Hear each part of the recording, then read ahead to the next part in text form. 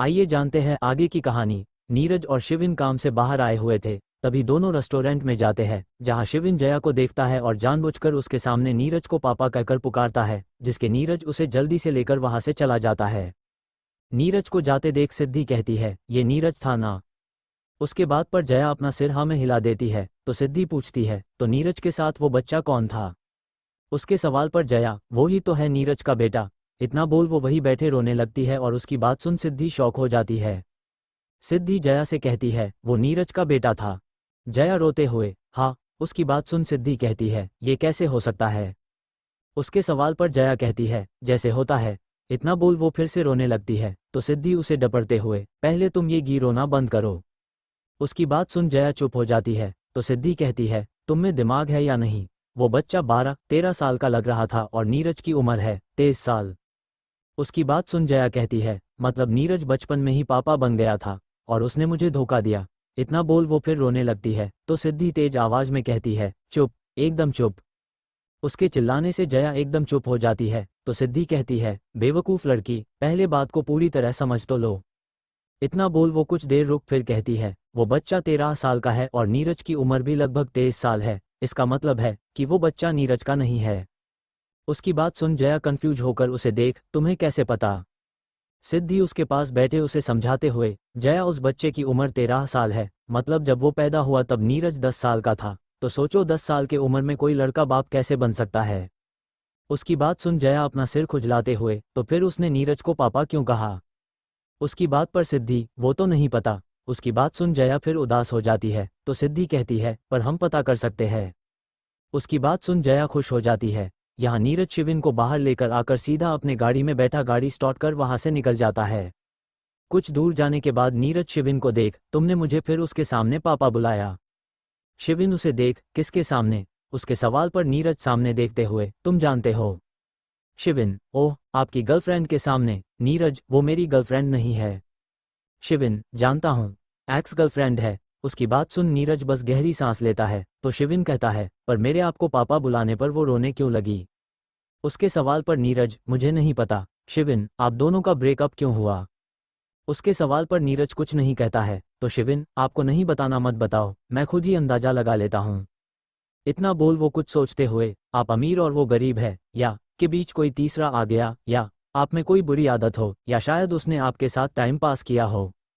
उसकी ये बात सुन नीरज गाड़ी में ब्रेक लगा देता है, जिसे शिविन के चेहरे पर एक मुस्कान आ जाती है और नीरज को देख कहता है, तो ये बात है। उसकी बात सुन नीरज उसे देख कहता है, घर आ गया है। उसकी बात सुन शिविन बाहर की तरफ देखता है, तो वो दोनों सच में घर के बाहर थे। नीरज गाड़ी से उतर घर के अंदर बढ़ जाता है, तो वही शिविन भी उसके पीछे घर के अंदर जाता है। रात का वक्त राजवीर, शिविन और नीरज सब डिनर करके ऐसे ही बात करने बैठे हुए थे, तभी नीरज राजवीर से पूछता है, वैसे आपका और भाभी का हनीमून का क्या प्लान है? उसकी बात सुनकर शिवी की आंखें बड़ी हो जाती है, तो वही राजवीर कहता है, मैंने अभी कुछ सोचा नहीं है। उसकी बात सुन नीरज, आपको सोचना भी नहीं है। उसकी बात सुन राजवीर और शिवी उसे कंफ्यूज होकर देखने लगते हैं, तो नीरज उनके सामने टिकट रख कहता है, आप दोनों के हनीमून की टिकट और सारी प्लानिंग हो गई है और कल सुबह आपको निकलना है, तो अभी जाकर आप दोनों पैकिंग कर लीजिए। इतना बोल वो चुप होता है, तो वही उसकी बात सुन शिवी और राजवीर हैरान थे।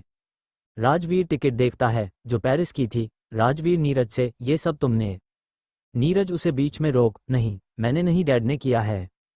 उसकी बात सुन राजवीर और शिवी एक दूसरे को देखने लगते हैं, तो नीरज अपनी जगह से उठ कहता है, अब आप दोनों जाकर सो जाओ, कल सुबह आपको निकलना है। इतना बोल वो शिविन के साथ अपने कमरे में चला जाता है, तो वही राजवीर और शिवी भी अपने कमरे में चले जाते हैं। अगली सुबह सुबह राजवीर और शिवी हनीमून जाने के लिए तैयार होकर नीचे आते हैं और फिर नीरज और शिविन से मिल दोनों एयरपोर्ट के लिए निकल जाते हैं। दोनों एयरपोर्ट पर आकर अपनी फ्लाइट लेकर पेरिस के लिए निकल जाते हैं। वही यहाँ सुनैना जी पुलिस स्टेशन आती है निखिल से मिलने। निखिल सुनैना जी को देख कहता है, बाहर निकालो मुझे। उसकी बात सुन सुनैना जी गुस्सा करते हुए कहती है, बाहर निकाल, तुम हवसी इंसान, तुम्हें यहाँ शिवी को राजवीर के जिंदगी से निकालने के लिए बुलाया था और तुमने क्या किया? तुम खुद जेल में आकर बैठ गए। उसका बात सुन निखिल उसे घूरते हुए कहता है, बाहर कब निकाल रही हो? सुनैना, कोशिश कर रही हूँ, पर मेरे पति और राजवीर तुम्हें किसी भी हालत में बाहर नहीं आने देंगे। उसकी बात सुन निखिल गुस्से से सलाखें पकड़ कहता है, मुझे कुछ नहीं मालूम, पर तुम मुझे बाहर निकालो। उसकी बात सुन सुनैना कहती है, कर रही हूँ कोशिश, पर वक्त लगेगा। इतना बोल वो वहां से चली जाती है। तो वही निखिल कहता है, एक बार मैं बाहर आ गया तो शिवी का वो हाल करूंगा कि मुझे याद कर उसकी रूह कांप जाएगी। रात का वक्त अखिलेश जी अपने स्टडी रूम में बैठे हुए थे और उनके सामने उनका मैनेजर खड़ा था। अखिलेश जी सिगरेट पी रहे थे तो मैनेजर कहता है, सर कोई परेशानी। उसके सवाल पर अखिलेश जी उसे देखने लगते हैं तो मैनेजर कहता है, वो आप परेशान नजर आ रहे हैं। उसकी बात सुन अखिलेश जी कहते हैं, आज राजवीर और शिवी पेरिस गए हैं। उनकी बात सुन मैनेजर, सर ये तो अच्छी बात है। अखिलेश जी कहते हैं, मैंने राजवीर के जिंदगी में शिवी को ला तो दिया, पर इन दोनों के बीच अभी एक राज है और मुझे डर है कि जिस दिन वो राज सामने आ गया इन दोनों के प्यार के साथ इनका रिश्ता भी बिखर ना जाए। उसकी बात सुन मैनेजर, सर ऐसा कुछ नहीं होगा, आप परेशान मत होइए।